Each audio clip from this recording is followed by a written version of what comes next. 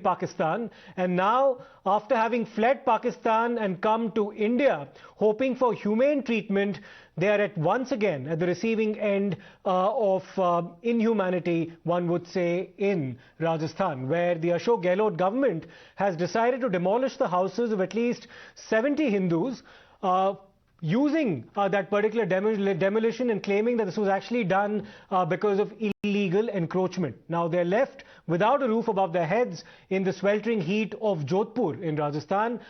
They already live in fairly poor conditions, and that's turned into a living nightmare for them in just a span of a few hours. Many Hindu refugees were seen expressing their pain and grief on camera.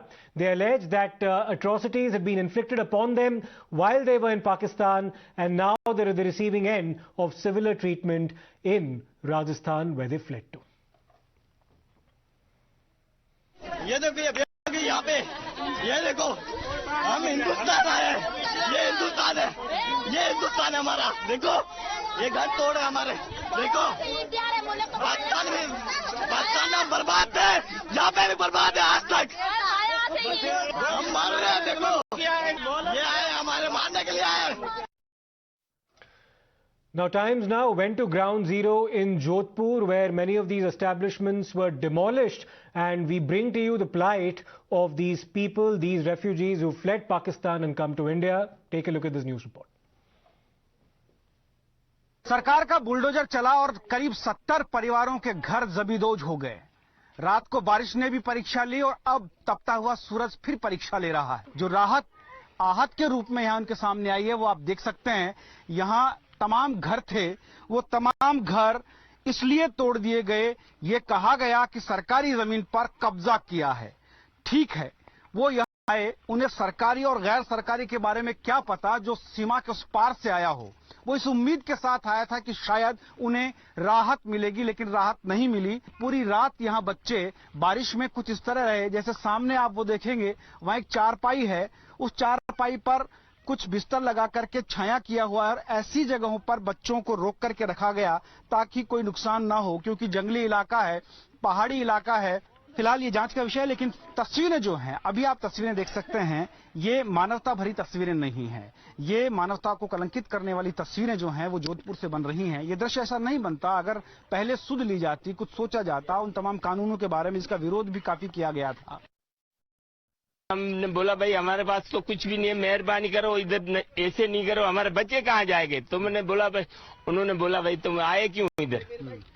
अरे भाई क्यों आए, हमने आगे एहसास करा है यहाँ, तो कि नहीं इधर से चले जाओ, जाओ वापस। हमें तो बोले नहीं, बस उन्होंने तोड़ा नहीं लगे। हमारा घर तोड़ा गया है, नहीं हमें पानी के पीने के लिए नहीं पानी है, नहीं रहने के लिए जगह है। जगह जी थी जो हमारी तोड़ दी सारी। अभी देख रहे हो तुम, ये सारी टूटी हुई, हम घर में रहते थे और हमें बाहर निकाल के हमारा घर तोड़ा गया है। ये बच्ची को क्या बुखार है? इस बच्ची को अभी बुखार भी और पेट में दर्द भी है और गर्म पानी पीती है। बच्ची सारा दिन यहीं खेलती है, गर्म में यहीं रहती है। 4 घंटे हमारे पे बुलडोजर चलता रहा, हम खामोश थे और हमारे बच्चों में टीवी का नुमाइंदा था या अखबार का नुमाइंदा था। उन बच्चों को हाथ में डाला और जो 7वां 8वां महीना बच्चे का चल रहा था उसको धिक्का दिया, मुक्के मार, वो बच्ची गिर गई। उसको हमने उठा के घर पे रखे और वो बिल्कुल बेहोश हो गई। But the situation only grows worse for these refugees as we now enter the month of May. Temperatures in Jodhpur can reach as high as 41 degrees, even higher in fact. But these victims are struggling not just to put a roof above their heads, but also complaining about the fact that they've been left at the mercy of what they claim is a callous administration. जिंदगी में उजाला हो इसलिए घर होता है, लेकिन मैं इस वक्त अंधेरे में हूं और घर में हूं।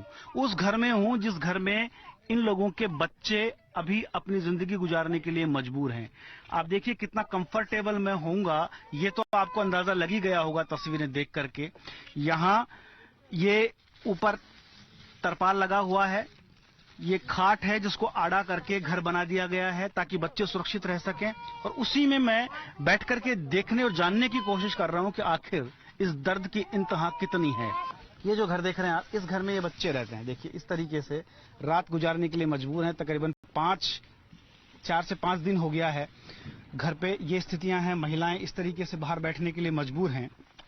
क्यों यहाँ पे क्या हो गया है? अदा अंजा तो आया पण बाड़िया बीजान काढ़न मन बेटा हम की करो बाटी बीजी कौन जो खाऊंच की पेट में गाबो कौन बाड़ियन पेरम की।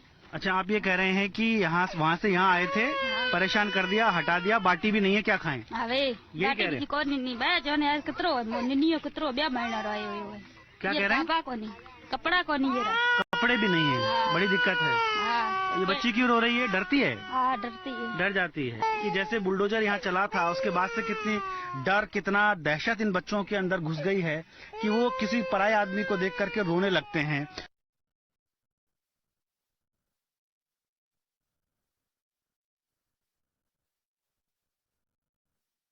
Refugees have been, in fact, deprived of basic necessities of life like food as well as water. Remember that there have been several representations that have also been made in the past on the part of these refugees with the Chief Minister's office. In fact, Ashok Gehlot, even back as far back as 2012, had assured them that he would, in fact, speak on their behalf and provide them with basic necessities. He'd even also written a letter to P. Chidambaram, the then Home Minister, saying that these people should be provided citizenship. Let's in fact listen into some more harrowing accounts of what these refugees have been experiencing in Jodhpur. पश्चिमी राजस्थान, जोधपुर की गर्मी तपती हुई चट्टान के ऊपर अधर झूल में झूलता ये बचपन, तस्वीरें वहीं की हैं जहां कुछ दिन पहले बुलडोजर चला। आप देख सकते हैं किस तरीके से बच्चा जो है अधर झूल में झूल रहा है अपनी माँ के साथ।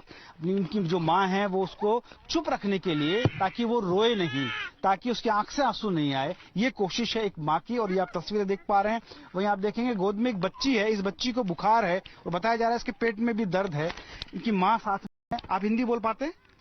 क्या हुआ है, क्यों ये सब हो गया है? हमारा घर तोड़ा गया है, नहीं हमें पानी के पीने के लिए नहीं पानी है, नहीं रहने के लिए जगह है, जगह जी थी जो हमारी तोड़ दी सारी। ये तस्वीरें देखिए किस तरीके से एक माँ अपने बच्चों को बचाने की कोशिश कर रही है इस धूप से, इस तपती हुई धूप से, जिसको मैं खुद सहन नहीं कर पा रहा हूँ। लेकिन मैं कोशिश कर रहा हूँ कि एक हकीकत आप तक पहुंचे।